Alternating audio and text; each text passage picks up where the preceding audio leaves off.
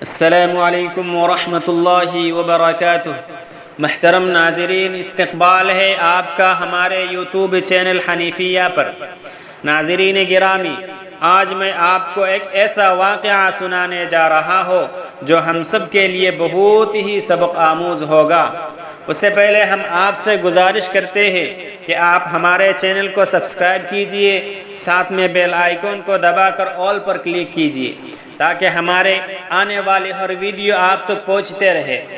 سامعین گرامی، کتاب العجائب میں نوفل بن ماحق کہتے ہیں کہ نجران کی مسجد میں نے ایک نوجوان کو دیکھا جو بہت لمبا چوڑا، بھرپور جوانی کے نشہ میں چور، بڑا خوبصورت جسم والا کہ اللہ نے اس کو بہت ہی خوبصورتی عطا کی تھی۔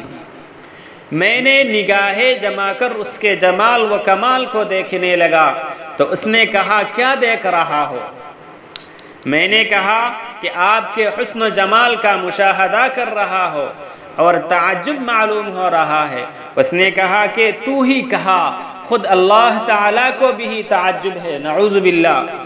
نوفل کہتے ہیں کہ اس کلمہ کے کہتے ہی وہ گٹھنے لگا اور اس کا رنگ روپ اڑنے لگا اور قد پست ہونے لگا، یہاں تک کہ بقدر ایک بالشت کے رہ گیا۔ آخرکار اس کا قریبی رشتہ دار اپنی آستین میں ڈال کر لے گیا۔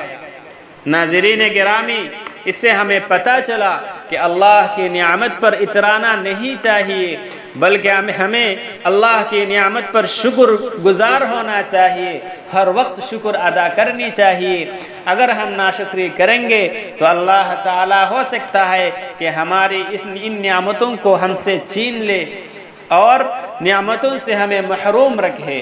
اللہ تعالیٰ سے ہم دعا کرتے ہیں کہ اپنے نعمتوں پر شکر گزار بننے کی توفیق عطا فرمائے اور اس جیسے نافرمانی سے ہم سب کی حفاظت فرمائے، آمین۔